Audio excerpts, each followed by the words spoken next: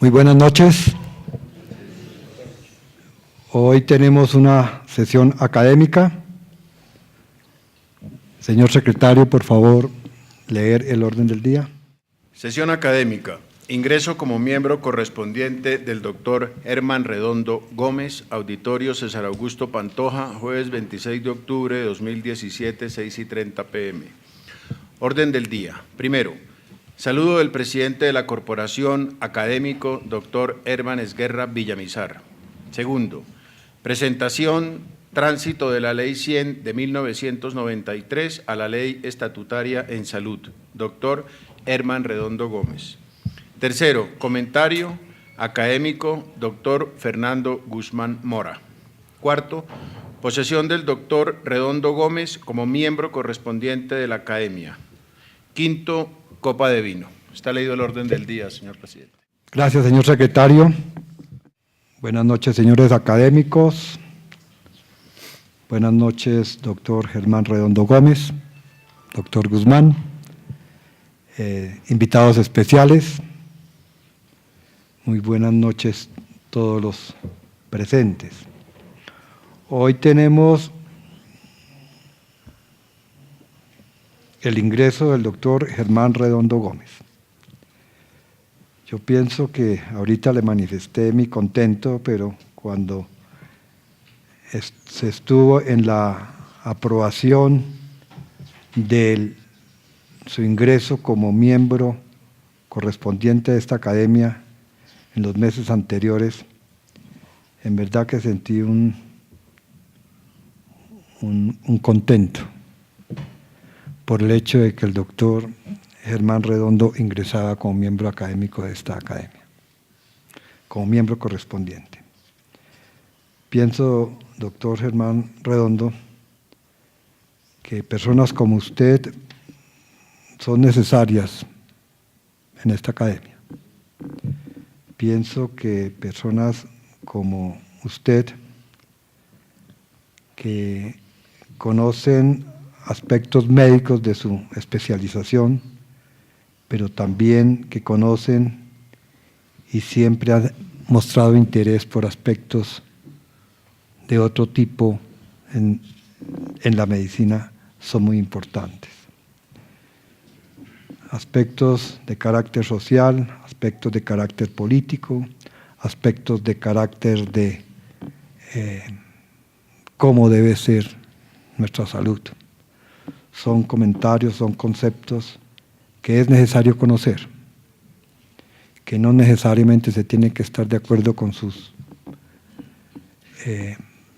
conceptos, con sus principios, o necesariamente se tiene que estar con ellos.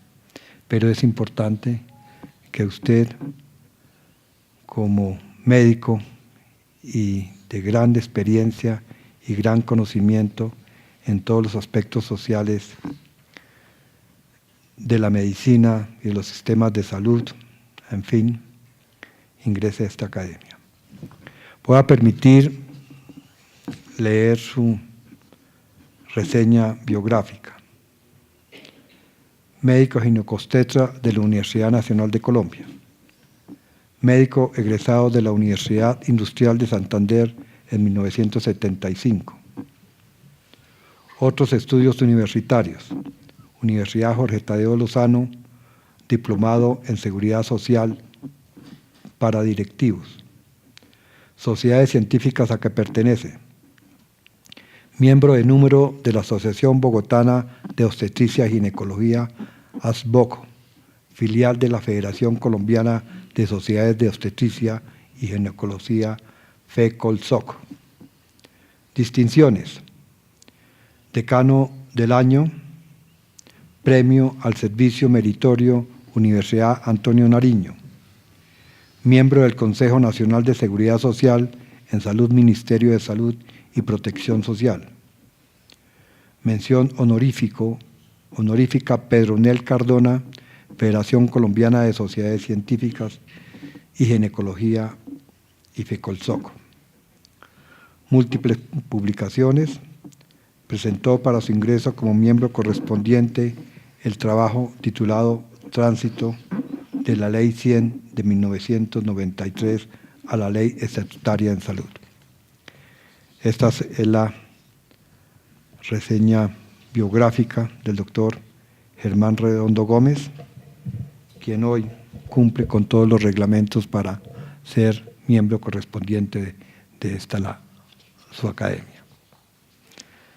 Entonces, ese es mi saludo y mis muy buenos deseos para que sea, como siempre ha sido en todas sus actividades, un muy buen académico. Un segundo punto, presentación del tránsito de la Ley 100 de 1993 a la Ley Estatutaria en Salud, doctor Germán Redondo Gómez. Tiene usted la palabra, doctor Germán Redondo. Muy buenas noches. Un saludo muy especial al señor presidente de la Academia Nacional de Medicina, a los miembros de la Junta Directiva.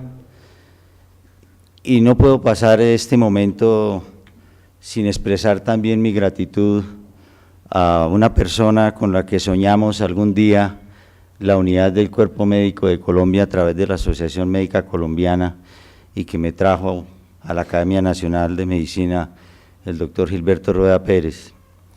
Lo mismo que saludar a la persona que en el Ministerio de Salud me orientó y como docente me instruyó cuando hicimos el posgrado de Seguridad Social para directivos en la Universidad Jorge Tadeo Lozano, a la señora exministra María Teresa Forero de Saade. Y como bien lo decía hace un rato, de los últimos años aquí en la Academia, en la Comisión de Salud, aunque no fui su discípulo en sus aulas, yo me considero un discípulo del profesor José Félix Patiño y a todos ellos les expreso mi más sentido de gratitud, de admiración y de respeto. Para ingresar hemos elaborado este trabajo de tránsito de la Ley 100 del año de 1993 a la Ley Estatutaria en Salud, Ley 1751 de 2015.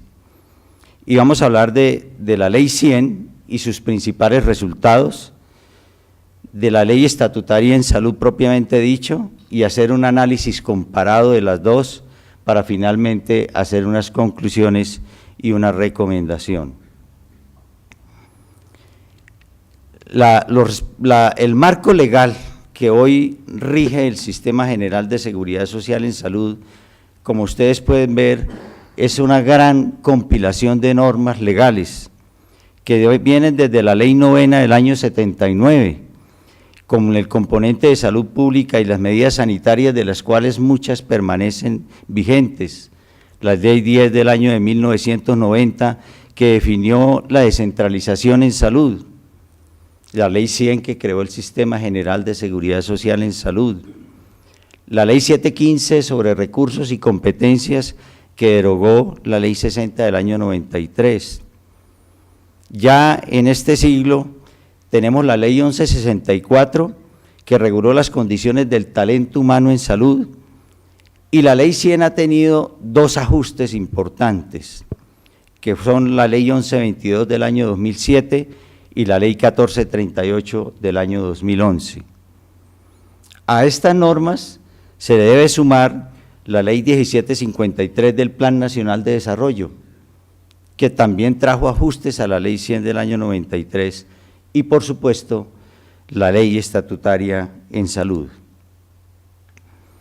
Respecto de los resultados en estos 24 años de vigencia del Sistema General de Seguridad Social en Salud, vamos a ver a grandes rasgos cuáles han sido esos resultados macro. Y el primero de ellos, el más importante sin duda, es la cobertura. Tomado del aplicativo que aparece en la pantalla del Ministerio de Salud, el aplicativo de aseguramiento en salud tomado al 31 de julio de este año, con una población proyectada del DANE de 49.063.774 habitantes, Colombia tiene afiliado al régimen subsidiado 22.232.000 personas, que son el 47.9% de la población, y al régimen contributivo 41.7%, y a los regímenes de excepción el 5%, para un total de 46.395.000 personas afiliadas al Sistema General de Seguridad Social en salud, para una cobertura de casi el 95%, que reitero, es uno de los grandes logros de este sistema. Respecto de la capacidad instalada, tomamos como referencia la política pública de la Política Integral de Atención en Salud País, publicada por el Ministerio de Salud en enero de 2016, y en ella se dice que la expansión de la oferta de servicios a expensas del sector privado fundamentalmente en el segmento de mayor complejidad, pero que ese crecimiento de la oferta no es proporcional a la demanda que requiere el país en proporción a la ampliación de cobertura que se ha venido dando, y que hay una reducción entre los prestadores de su capacidad instalada, principalmente en salas de parto, pediatría y quirófanos.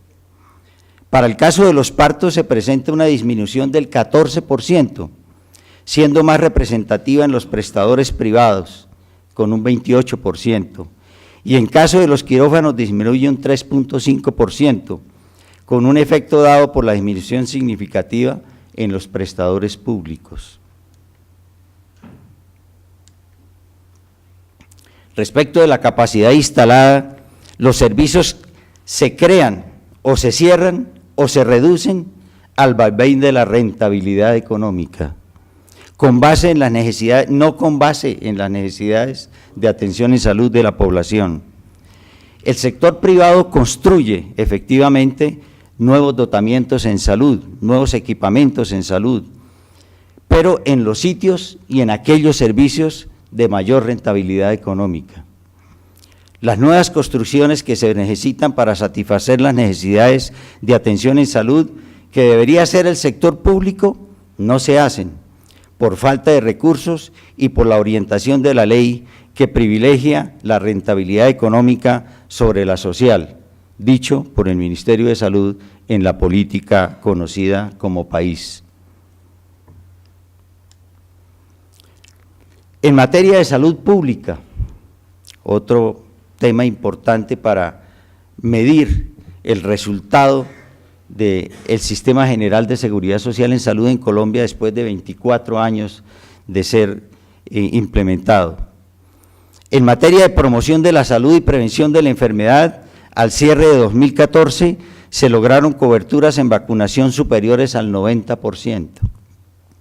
El programa ampliado de isoinmunizaciones se ha fortalecido tanto en cobertura como en el número de biológicos incorporados en el esquema de vacunación. Se ha dado continuidad a las vacunas contra el neumococo, hepatitis A, tosferina acelular para gestantes y virus del papiloma humano, que con la inclusión de la vacuna gratuita contra la varicela se aumenta el número de biológicos de 19 a 20 para el año 2015. Siendo este programa uno de los mejores de América Latina. También se ha desarrollado el Plan Decenal de Salud Pública y podríamos decir que en general los indicadores básicos de salud pública en el país han venido mejorando. No obstante, la inversión, dicho también en la política pública de atención integral en salud, la inversión en salud pública muestra una gran ineficiencia por baja capacidad técnica y de gestión por parte de la mayoría de los entes territoriales, sobre todo en los departamentos más pobres. Para elaborar y poner en práctica los planes de salud territorial, motivar las acciones intersectoriales sobre los determinantes sociales y orientar la gestión integral del riesgo en salud. A lo anterior, se suman la dispersión de la población, pocas vías de acceso, barreras culturales, la corrupción, el desvío de los recursos para la salud y la injerencia de grupos armados ilegales, narcotráfico y mafias que se roban los recursos de la salud. Ya hablamos de carteles al interior del sistema de salud. La descentralización precipitada entregó funciones de salud pública a los hospitales y a las entidades territoriales, sin generar las capacidades para su gestión. Veamos, por ejemplo, uno de los indicadores más sensibles, como es la razón de mortalidad materna. En esta gráfica vemos cómo la razón de mortalidad materna ha venido disminuyendo a través de los últimos años, pero que finalmente se ha venido estancando. Y si uno compara en la gráfica de la derecha, aquí tenemos el promedio nacional y aquí tenemos, por ejemplo, la entidad territorial de Antioquia, muy por debajo. Y si comparamos con Bogotá, aquí tenemos la nación y Bogotá está muy por debajo. Es decir, entidades territoriales jalonan el indicador hacia abajo, pero en tanto observamos, por ejemplo, aquí el promedio nacional, unas entidades que hacen bien la tarea y gran cantidad de entidades territoriales, sobre todo las que pertenecen a los antiguos territorios nacionales, con índices y tasas de mortalidad materna altísima, incluso encontrando que el 95% de los casos de mortalidad materna eran casos de mortalidad evitable. Por ejemplo, en el Chocó, tiene una tasa de 357 mujeres fallecidas por cada 100.000 nacidos vivos, la más alta de Colombia, acá está, supera la de Ruanda y la de Camboya, y casi igual a la de Etiopía, 353. Son datos del Ministerio de Salud. Otro indicador muy sensible para ver la respuesta del sistema de salud frente a las necesidades de atención de la población, lo tenemos en la mortalidad infantil.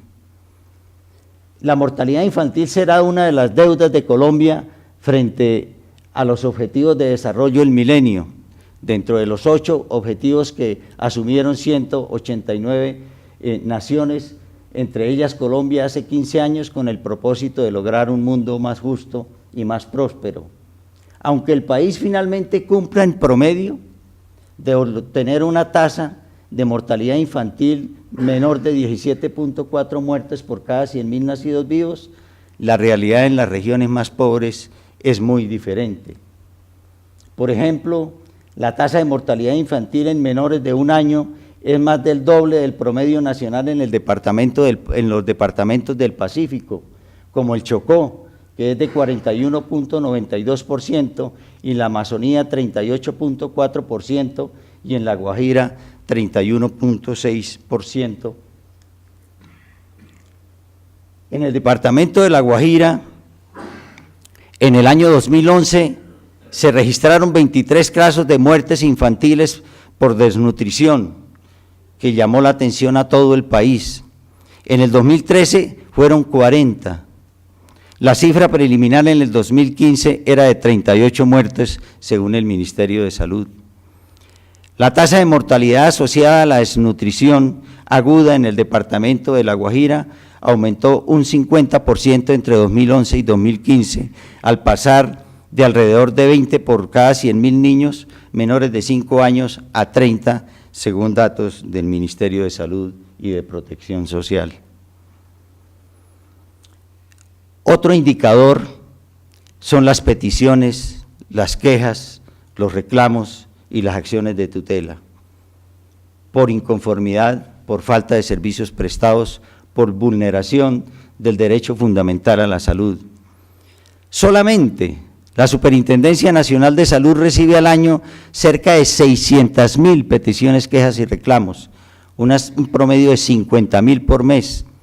No contamos las que llegan a la Procuraduría, a la Defensoría del Pueblo, a las entidades territoriales, a las propias EPS o a las IPS, o a los tribunales de ética. El número de tutelas en salud durante el año 2015, es el último estudio vigente de la Defensoría del Pueblo, fueron de 151.213 acciones de tutelas, creciendo un 27% en relación con el año anterior, el 2014. Y de esas tutelas, el 85.59% de los casos, los jueces concedieron la razón y tutelaron el amparo de la salud, demostrando la pertinencia de las solicitudes presentadas. Y un hecho muy importante que siempre ha rescatado la Defensoría del Pueblo: las solicitudes de tecnologías, y al hablar de tecnología nos referimos a actividades, intervenciones, procedimientos, insumos, medicamentos. Las solicitudes de tecnologías incluidas en el Plan Obligatorio de Salud en el año 2015 fueron el 64%. Es decir, el 64% de esas tecnologías a las cuales las personas tenían derecho, porque estaban afiliadas a una EPS y esa EPS ya había recibido la respectiva unidad de pago por capitación, luego no podían ser negadas. Este es el comportamiento de las acciones de tutela. La primera, esta curva, es el derecho de petición y la segunda es la salud. Y aquí está un comparativo del comportamiento de las acciones de tutela, todas frente a las de salud. Este pico obedece a una sentencia trascendental, la sentencia T-760 del año 2008. Después de esa sentencia bajó, pero en los últimos años nuevamente ha venido incrementando las acciones de tutela. La Defensoría del Pueblo, en su estudio, ha venido identificando una serie de barreras de acceso. Es decir, la población tiene una cobertura, lo dijimos, del 95%, tiene un carné que lo acredita como afiliado a una EPS, pero esa persona cuando se enfrenta al sistema, porque tiene un padecimiento en salud, se encuentra con una serie de barreras de acceso. Esas barreras de acceso son administrativas, geográficas, económicas o culturales, sobre todo con la población indígena, es una barrera de acceso muy severa. Pero las peores son las administrativas, y entre ellas las benditas autorizaciones. Las variaciones más importantes entre los años 2014 y 2015 que se presentan como barreras de acceso tuteladas en su orden fueron tratamientos médicos, porque habían sido negados, medicamentos, prótesis, ortesis, citas médicas especializadas, cirugías e imágenes diagnósticas en ese orden. La sentencia T-760 a la que hice referencia obligó a las EPS a que reporten a la Defensoría del Pueblo, al Ministerio y a la Superintendencia Nacional de Salud cuando niegan un servicio. Y hay un formato especial que cuando niegan el servicio la EPS debe llenarlo e enviarlo a la Defensoría del Pueblo. Durante el año 2015 las negaciones de servicios reportadas por las EPS, por ellas mismas, aumentaron a 311.231 negaciones, de ellas 248.000 en el régimen contributivo y 62.000 en el régimen subsidiado. Ustedes dirán, pero ¿por qué es superior en el régimen contributivo en relación con el régimen subsidiado? Por una sencilla razón: la población del régimen subsidiado es muy dispersa y no tiene acceso fácil a presentar las quejas, las peticiones, los reclamos y las acciones de tutela. Otro indicador tan importante que hemos vivido a través de los años de existencia del Sistema General de Seguridad Social en Salud es la crisis permanente de las empresas sociales del Estado, de los hospitales públicos, por razones diversas que aquí me atreví yo a mencionar algunas. Pero haga énfasis en el último punto: de 953 empresas sociales del Estado, hospitales públicos, que funcionaban en el país durante 2015, 539, el 56% fueron categorías sin riesgo, 169, el 17% en riesgo bajo y 245, 25.7 en riesgo medio y alto de ser liquidadas por inviabilidad financiera. Otro tema importante y un indicador muy serio y grave para el sistema es la liquidación de EPS. La Superintendencia Nacional de Salud, con todas sus dificultades, cuando las EPS presentan margen de solvencia negativo o capital mínimo negativo, tiene que proceder a liquidarlas. Y a lo largo de la historia, vean ustedes la cantidad de EPS que han sido liquidadas. No las voy a enumerar porque se me va el tiempo haciéndolo, pero destaco las EPS públicas que han sido liquidadas: Cajenal EPS en el año 2005 y el Instituto de los Seguros Sociales en el año 2007. La primera de ellas, entre otras cosas, fue una EPS de origen médico, Unimec.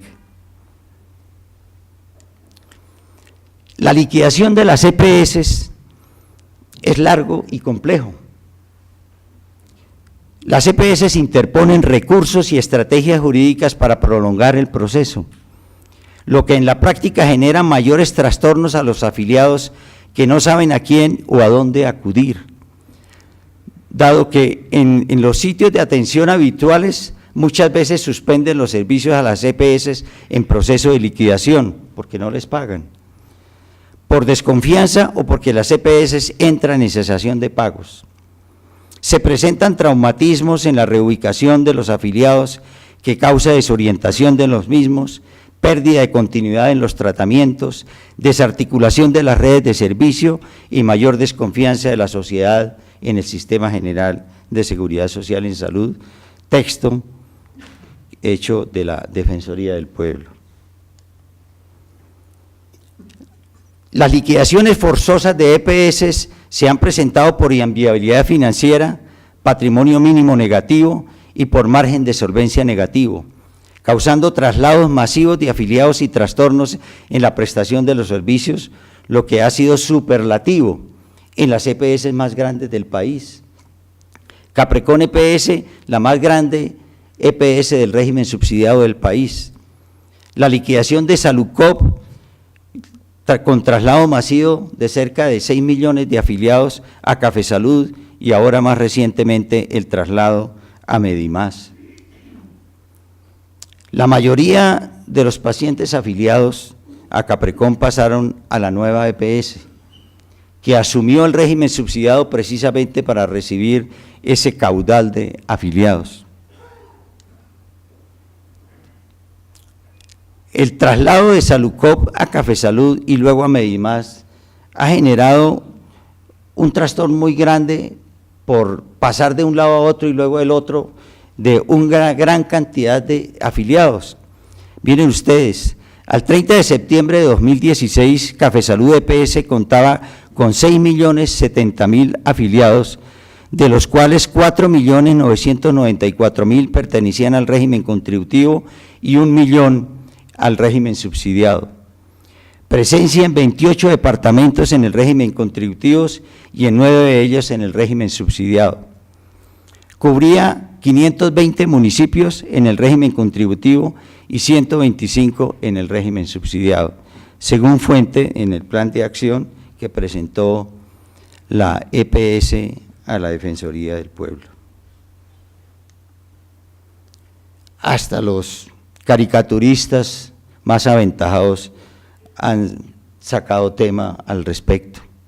Decían que un paciente se enfermó en Salucop, se complicó en Cafesalud y en Medimás, lo que dice la diapositiva al lado izquierdo. Afortunadamente, la Gran Junta Médica Nacional, constituido por las instituciones médicas de representación nacional, me perdonan el fotomontaje para poder incluir la NIR, decidieron tratar de darle solución de fondo a este problema que durante tantos años aqueja al sistema de salud. En palabras del profesor Fernando Sánchez Torres, cita el profesor: en repetidas ocasiones ha habido intentos por corregir una u otra de las fallas del sistema, sin que se haya logrado éxito, debido a que el problema de fondo es de carácter estructural y no tangencial.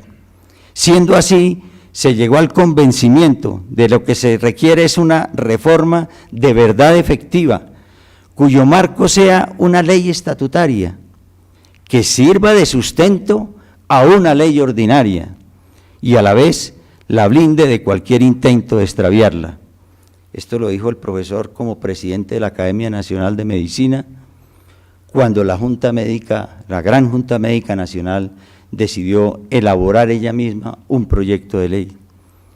El proyecto de ley original fue presentado al presidente Juan Manuel Santos, quien lo presentó sin modificaciones a las comisiones primeras del Senado y Cámara de Representantes, con mensaje de urgencia, consistente en solamente 14 artículos, bajo el número del proyecto de ley 209 del Senado y 267 de Cámara de Representantes.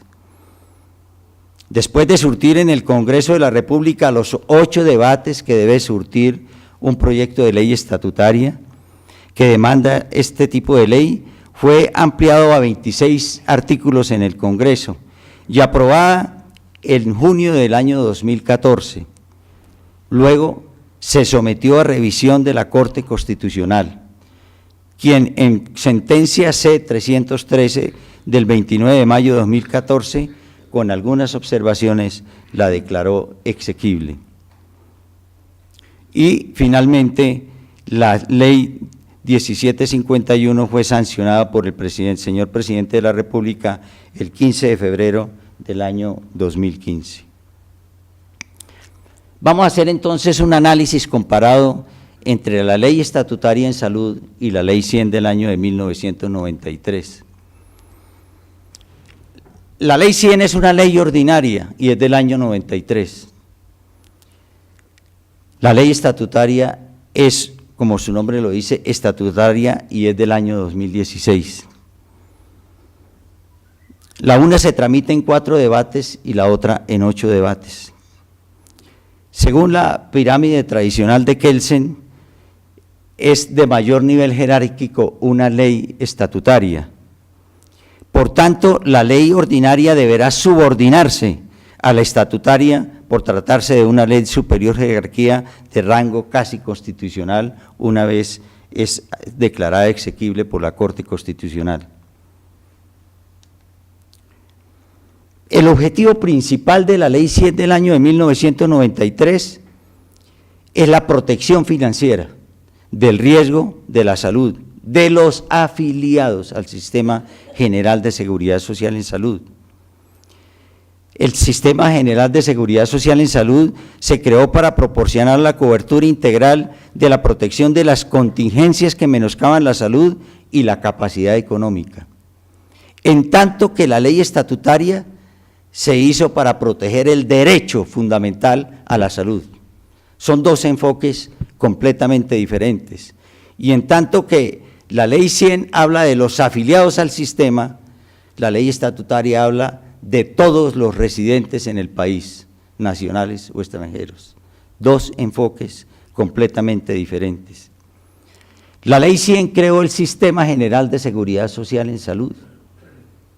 La ley 100, la ley estatutaria, se inspira en el sistema de salud, según lo declara su artículo 4, como el conjunto articulado y armónico de principios y normas políticas públicas, instituciones, competencias y procedimientos, facultades, obligaciones, derechos y deberes, financiamiento, controles, información y evaluación que el Estado disponga para la garantía y materialización del derecho fundamental a la salud.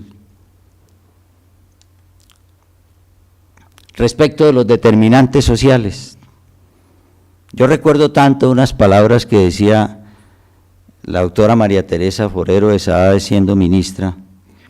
Ella decía que en el país habían 1.100 ministros de salud, porque cada alcalde manejaba, según su leal saber y entender, los dineros destinados al plan de atención básica.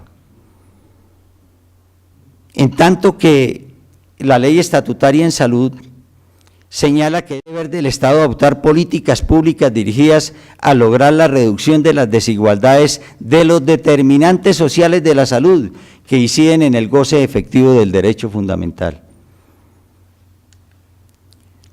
Respecto de la sostenibilidad del sistema, siempre se dijo que para elaborar el plan obligatorio de salud, lo primero que los señores ministros hacían era mirar cuántos recursos tengo. Y con base en los recursos disponibles se hacían las inclusiones o no de actividades, intervenciones y procedimientos dentro del plan obligatorio de salud. Es decir, que el POS siempre estuvo supeditado a la disponibilidad de los recursos. En tanto que la ley estatutaria, en el numeral B del artículo 5, obliga al Estado a formular y adoptar políticas de salud dirigidas a garantizar el goce efectivo del derecho, asegurando la coordinación armónica de las acciones de todos los agentes del sistema. Y según la Corte Constitucional, en la sentencia C-313 a la que hemos hecho referencia, la sostenibilidad fiscal no podrá comprender la negación a prestar oportunamente todos los servicios de salud debidos a cualquier usuario. Dos enfoques completamente diferentes.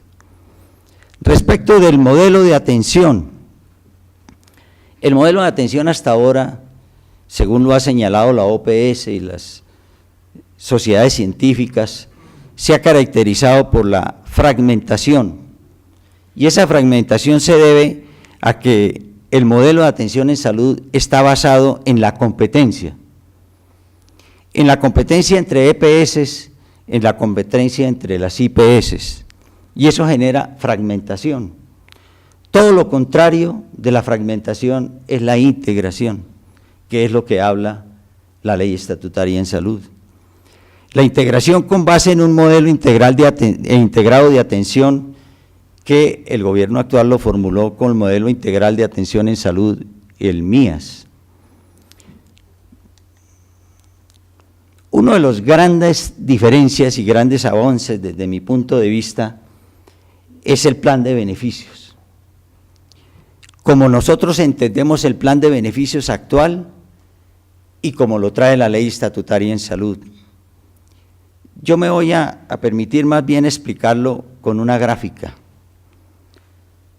En la ley 100 tenemos un plan obligatorio de salud que consiste en un listado de exclusiones.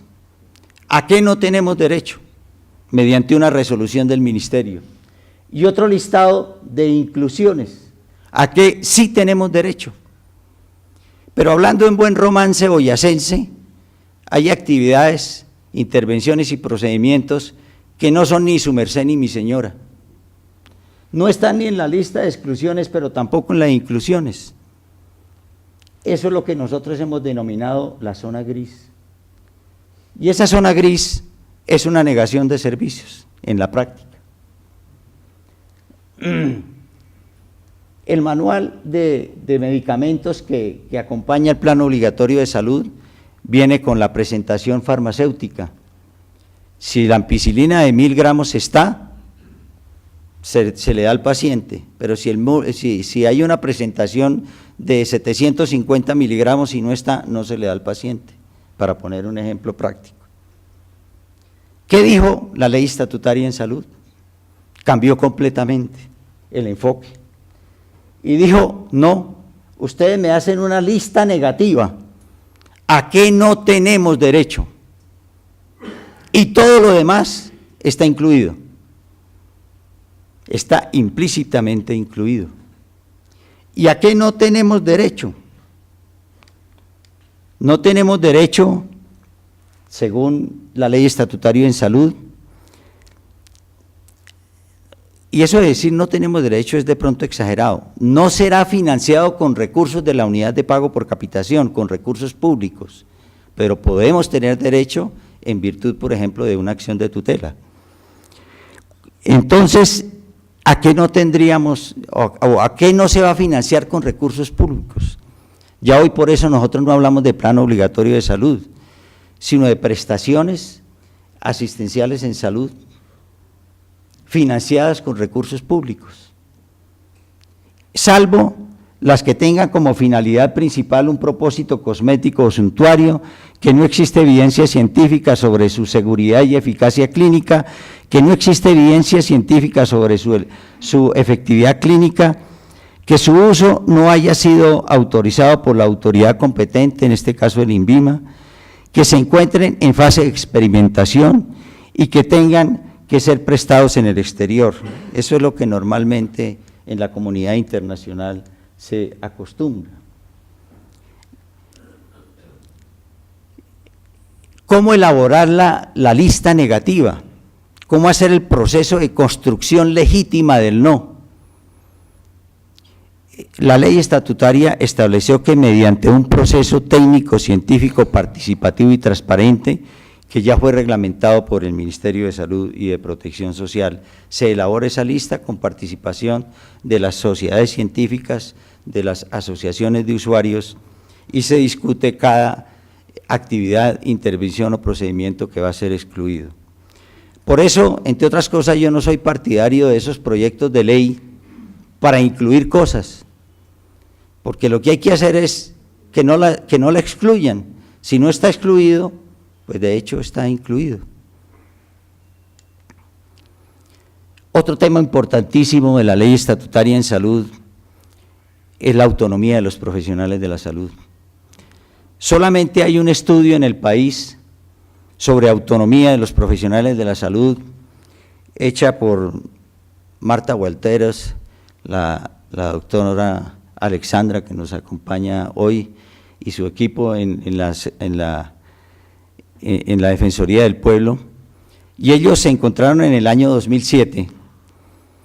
Según el estudio de la Defensoría del Pueblo, hay constreñimiento del acto médico, en varios tipos de constreñimiento: restricción por tiempo, restricción por paciente, restricción por patología y autorizaciones. Bendito tema de las autorizaciones. En ese estudio se encontró que el 39% de los médicos consideró que la entidad para la cual trabajaba restringía las autorizaciones de servicios. Por tiempo el 35%, por patología el 28% y por paciente el 12%. Los exámenes de laboratorio fueron los más limitados, con un 75%, seguido por la formulación de medicamentos en un 63% y por la remisión a imágenes diagnósticas en un 58%.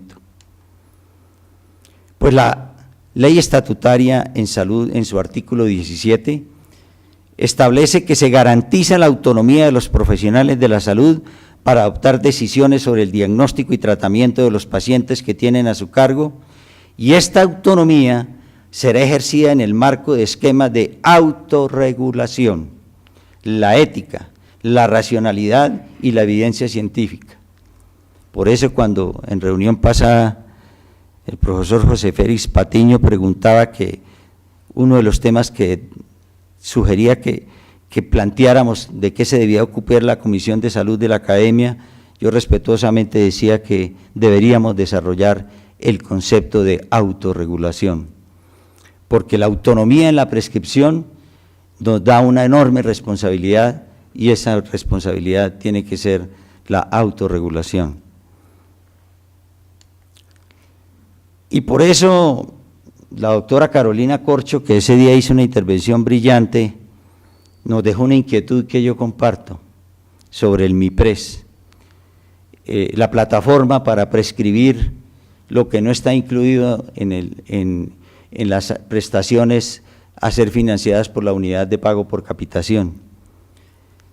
Y la pregunta que uno se hace es: ¿respeta el MIPRES la autonomía médica o es una nueva barrera de acceso a la prescripción? Decía la doctora Carolina Corcho, con razón, que el MIPRES ha generado autocensura. Los médicos tienen temor de llenar el MIPRES porque no hay los empiecen a seleccionar como los que formulan mucho por fuera de lo que denominan el plan de beneficios. Esa es una pregunta que debemos hacernos y ojalá tengamos propuestas. Y una política farmacéutica que no me voy a detener en ella porque ameritaría toda una conversación. Y las conclusiones finales es que es evidente el distanciamiento entre la Ley 100 del año 93 y la Ley Estatutaria en Salud. La Ley Estatutaria implica la implantación del sistema de salud como mecanismo central del Estado para operar la garantía del derecho a la salud y no el Sistema General de Seguridad Social en Salud. Otra conclusión importante es que si hay contradicciones irreconciliables entre la Ley 100 y la ley estatutaria, prima la segunda, por lo cual se debe cumplir lo establecido en la ley estatutaria. Lo que ha venido pasando con la calidad de la atención en salud, los graves problemas de salud pública en los antiguos territorios nacionales, la crisis permanente de los hospitales, el incremento de las peticiones, quejas y reclamos y las acciones de tutela y la liquidación de IPS y EPS, para nosotros son síntomas y no son la verdadera enfermedad. Por ello, solucionar el problema aislado de un hospital o de una EPS en particular es tratar el síntoma, pero no la verdadera enfermedad, porque el que está enfermo es el Sistema General de Seguridad Social en Salud.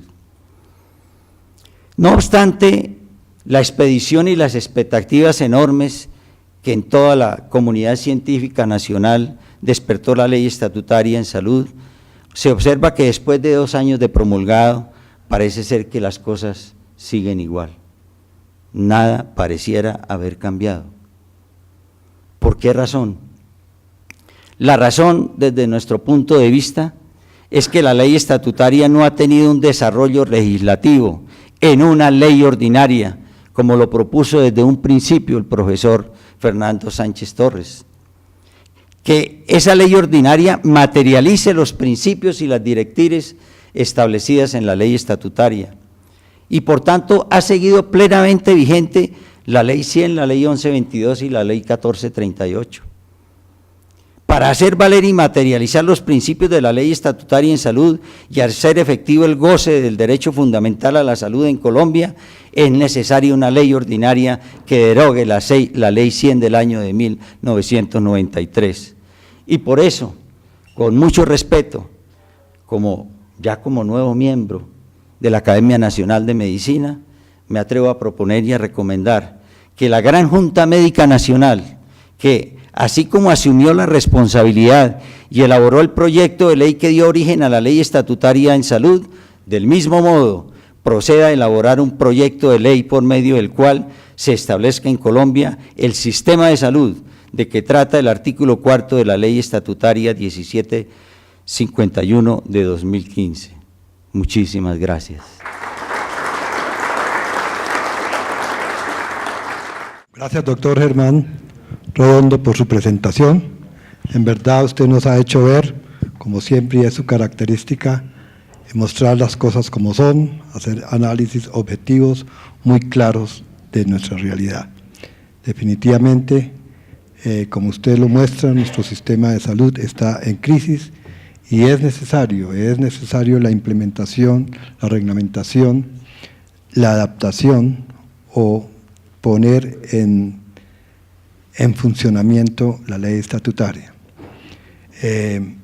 Ahora la Academia Nacional de Medicina, como parte de la Gran Junta Médica, intervino en su creación. Ahora la Academia Nacional de Medicina sigue empeñada en la implementación de la ley estatutaria. Precisamente nosotros hemos convenido con el Ministerio de Salud la creación de una comisión que se encargará de implementar esta ley estatutaria.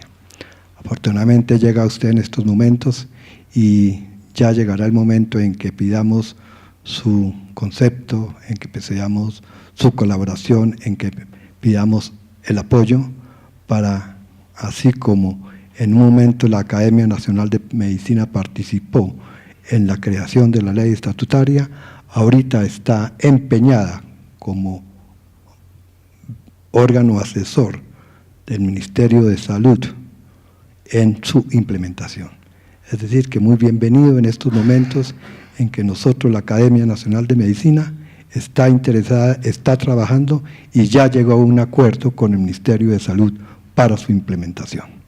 Muy bienvenido, doctor Germán Redondo, y en verdad que su ingreso a esta academia, como bien todos ustedes observan, por su magnífica presentación. Es importante su claridad, su sensatez, su objetividad y su realidad. Muchas gracias.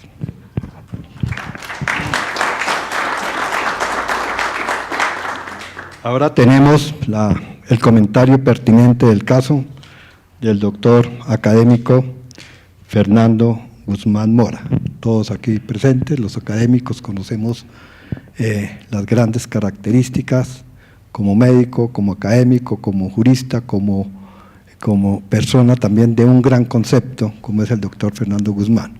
Él hará comentario del trabajo de presentación del doctor Germán Redondo y seguramente también será supremamente informativo y supremamente productiva su información. Siga, doctor Guzmán. Muchas gracias, señor presidente. Buenas noches. Señor doctor Germán Esguerra Villamizar, presidente de la Academia de Medicina. Señor doctor Germán Gamarra Hernández, magistrado del Tribunal Nacional de Ética Médica, vicepresidente de la Academia. Señor doctor David Vázquez Aguad, secretario de la institución.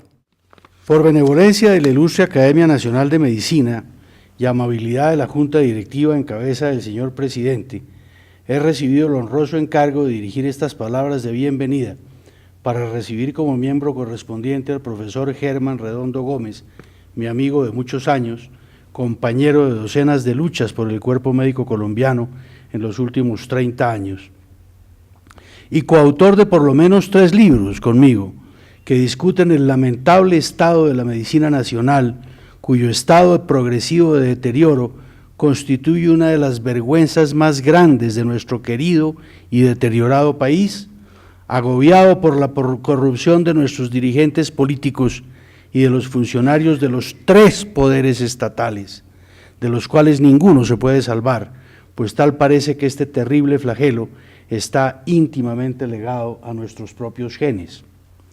No voy a repetir la hoja de vida del doctor Redondo, simplemente quiero enfatizar en que es asesor médico de la Defensoría del Pueblo y magistrado ha sido de 2 tribunales seccionales de ética médica, Cundinamarca y Bogotá, en donde se ha desempeñado con lujo de competencia. Respecto de su trabajo de ingreso es preciso destacar algunos aspectos previamente trabajados en sus numerosas publicaciones, algunas de las cuales son conjuntas. Mirando hacia los países que han sufrido las reformas de carácter neoliberal, es importante urgir por una mejor distribución de la riqueza, pues los fenómenos de globalización han pauperizado a quienes constituyen los elementos más débiles de la sociedad, especialmente mujeres y niños, discapacitados y adultos mayores, residentes en zonas periféricas, desplazados y grupos étnicos minoritarios. Según la CEPAL, el promedio de las tasas oficiales de desempleo de los países de región volvió a descender, con lo que se situó en un nuevo mínimo histórico, en un contexto de caída de la tasa de ocupación y de la tasa de participación. Con respecto al gasto, según el Observatorio de Seguridad Social, los países destinan en promedio en el mundo entre el 6.7% y el 8% de su Producto Interno Bruto a la salud. Los países de la Organización para la Cooperación y el Desarrollo Económico, grupo al que Colombia aspira a entrar, destinan en promedio el 9% del PIB y no gastan menos de $2.900 por persona por año. La ley estatutaria en salud, sancionada como Ley 1751 por el presidente de la República el 16 de febrero de 2015, constituye uno de los hechos políticos, legislativos, jurídicos y sociales más importantes de los últimos años. Efectivamente, no solamente es un avance en el campo de la salud, concebido en esta Academia de Medicina junto con la Junta Médica Nacional, al elevar este derecho constitucional al rango de derecho fundamental, sino que entre su articulado figuran unas decisiones de tal magnitud que por fin se aprecia efectividad en la consideración de haber consagrado a nuestro país como un Estado social de derecho, tal y como lo declara el artículo 1 de nuestra Carta Política. Parecería un planteamiento demasiado elemental el solo hecho de considerar este primer aspecto, pero resulta esencial hacerlo en un momento en que se discute el enfrentamiento intelectual y práctico entre el fundamento garantista del Estado, sobre todo en lo que hace referencia a los pobres y desprotegidos del país, y el contradictorio hecho del comportamiento abiertamente neoliberal del país, de los últimos gobiernos, que tienden a favorecer el capital internacional por encima de la población débil de nuestra nación, compuesta por la enorme mayoría de las familias colombianas. Pero la pregunta que el profesor Redondo plantea es: ¿se está cumpliendo el objetivo de la ley estatutaria o simplemente se ha convertido en otro rey de burlas, merced a la actuación del Ministerio de Salud y Protección Social, al cual no me canso de denunciar? Infame favorecedor de entes criminales como las fatídicas EPS colombianas. Ya el doctor Redondo ha dado su opinión al respecto y lo ha respaldado en cifras. Solamente quiero hacer 3 comentarios. Primero, en una forma abiertamente ilegal, el Ministerio de Salud y Protección Social está burlando el orden jerárquico de las leyes en el mundo. La pirámide kelseniana, en donde su top, su parte superior, es la Constitución, el bloque de constitucionalidad y las leyes estatutarias, que son prácticamente de rango constitucional, a través de una ley de categoría inferior, como lo es el Plan Nacional de Desarrollo, y que constituye una ley orgánica por debajo de la ley estatutaria, ha dicho en una forma también descarada que ya la reforma se hizo a través de sus resoluciones y probablemente decretos reglamentarios. Claro que ha hecho la reforma, pero la ha hecho en una forma ilegal, y el señor ministro no se va a escapar de la responsabilidad. Todo el mundo le tiene consideración, ni más faltaba, por su linfoma.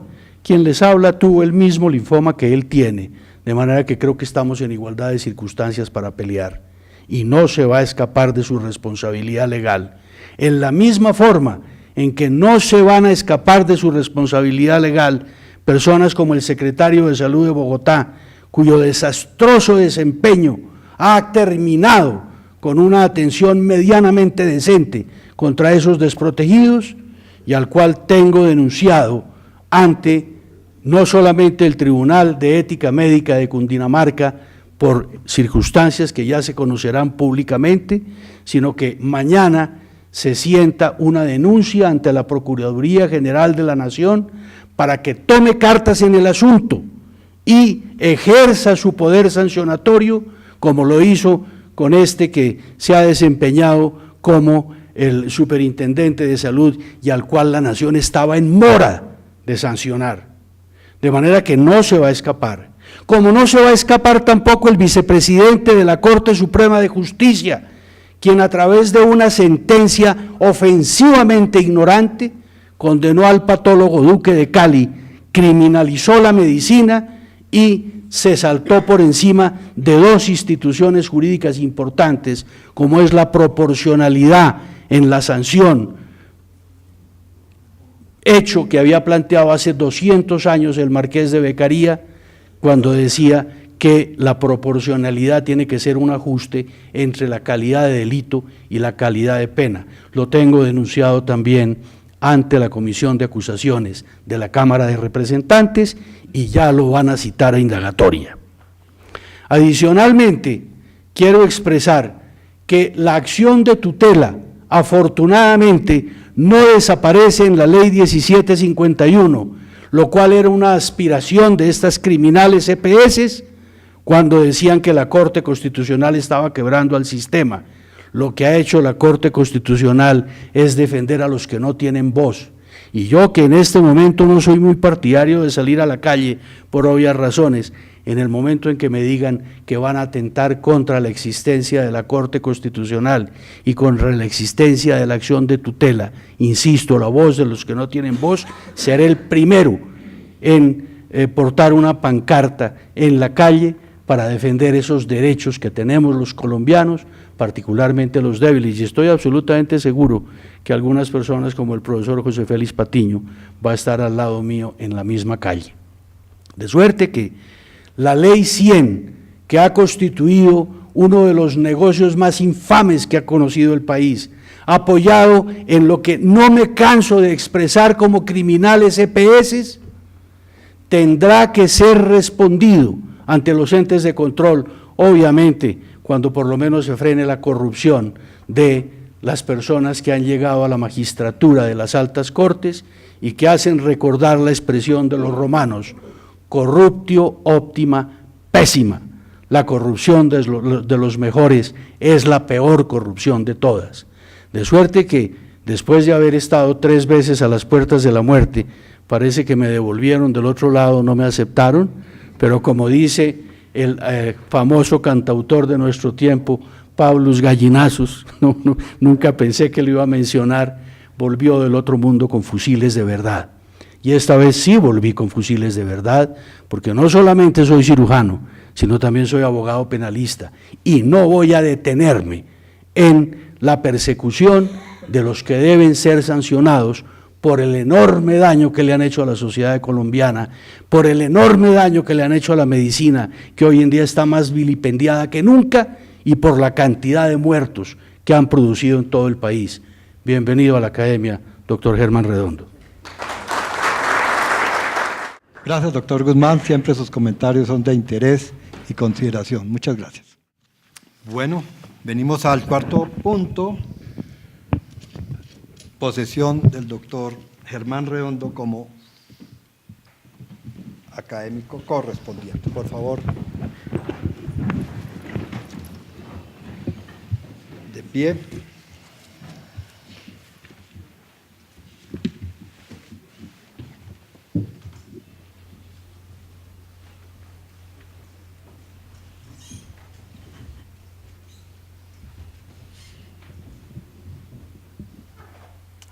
Academia Nacional de Medicina de Colombia.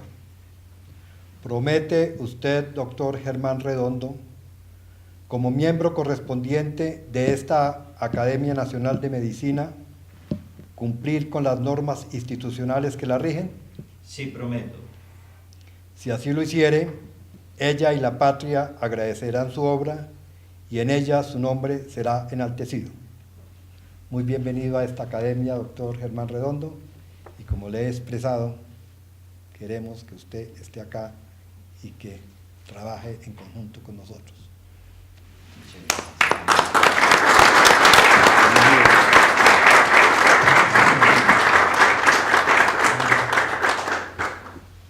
Hay un acto muy simbólico y muy importante en esta posesión de miembros de la Academia Nacional de Medicina, cuál es la entrega del diploma correspondiente.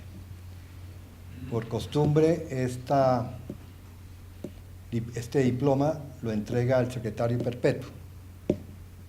Como bien sabe usted y todos los asistentes o buena parte de ellos, nuestro académico,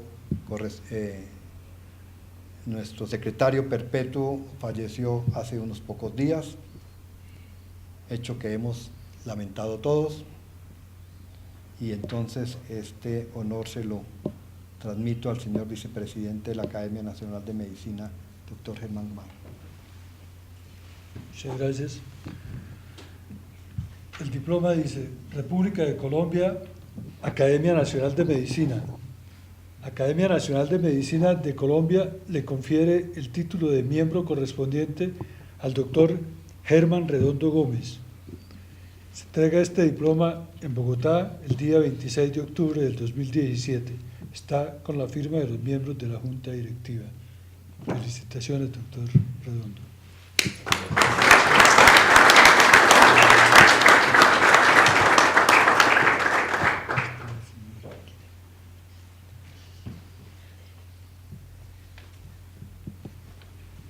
Bueno, mi señora, entonces venga, le cuento. Aquí tenemos un escudo. Este escudo es el escudo de la Academia Nacional de Medicina, que todos los académicos lo portamos con orgullo y con una gran satisfacción personal de ser académico. Y también es costumbre de la academia que sea la esposa del nuevo académico quien coloque en su solapa este escudo. Entonces aquí, por favor.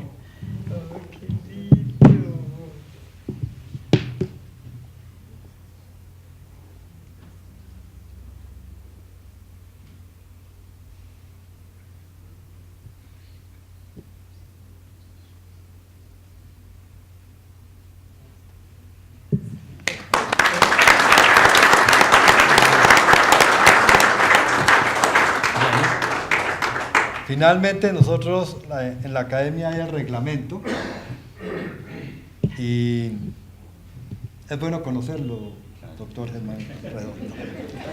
Y en todos los aspectos, y sabemos que usted es de las personas que muy seguramente lo va a leer y lo va a conocer y va a tener en él algo con base qué es la academia y qué queremos.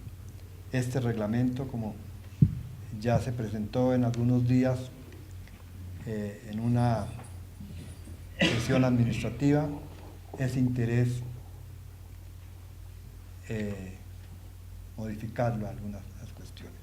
De todas formas, esto es lo que nos rige en el momento actual y entonces queremos que lo tenga y lo conozca. Muy bienvenido nuevamente, doctor Germán Redondo. Y es usted, desde hoy en adelante, miembro de esta academia.